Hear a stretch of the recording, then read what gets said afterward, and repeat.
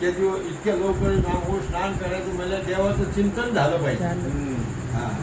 आणि दोन्ही महात्मा सांगत आहे, ह्या महिन्यात जेवढं पुण्य करतात तेवढं कामाला आहे. नाही दुसरं काही करता आलं तर एखाद्याचं वाईट तरी करू नका. आणि रामकृष्ण हरी म्हणा, बस सगळ्यात चांगलं गरम खात निघत आहे.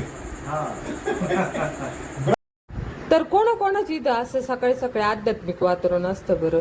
आपण काही नाही ना, ते इथून पुढच्या पिढीला आहे ना देवाचं नाव घ्यायला शिकवलंच पाहिजे. खूप गरजेचं आहे ते तसं. आणि प्रत्येक घरात जर असं वयस्कर माणूस आणि असं लेकरांना अध्यात्म शिकवणारे असेल ना, सोन्यानं दुसरं तरी काय पिवळं आहे तुम्ही सांगा बरं.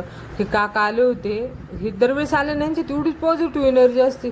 खूप छान अध्यात्माविषयी त्यांच्याकडे नवीन नवीन गोष्टी असतात. मग त्यांच्यासाठी असा मस्त असा स्वयंपाक केला होता. त्यांनी वयानुसार सांगितलं होतं आम्हाला जास्त असं तेलकट वगैरे असं काही चालायचं नाही. त्यात अधिक मास होता त्याच्यामुळे म्हटलं पोळ्या करावं, तर ते म्हणे नको. मग आम्ही मस्त असे मी काल बटाट्याचे पराठे, त्यासोबत ना ओल्या नारळाची चटणी, परत आपले सर्व डाळे एकत्र करून खिचडी भात बनवला होता. आणि आता अधिक मास असल्यामुळे नाही पुरणपोळ्या तर निदान अनारसे देखील तळले होते. आणि पाहुणे आल्यावरती भजी झालीच पाहिजे.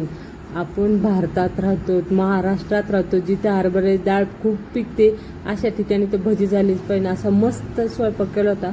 सर्वांनी एकत्र जेवण केलं. जेवताना देखील फक्त आमच्यात गप्पा म्हणजे अध्यात्म चालू होते. काकांनी एक अधिक मासानिमित्त कथा सांगितली आहे. ती कथा मी माझा मोठा जो ब्लॉग आहे त्यामध्ये शेअर केलेली आहे. तुम्ही नक्की चॅनलवर जाऊन तो व्हिडिओ बघा, तुम्हाला नक्की आवडेल. झाली व्हिडिओ पाहिल्याबद्दल धन्यवाद.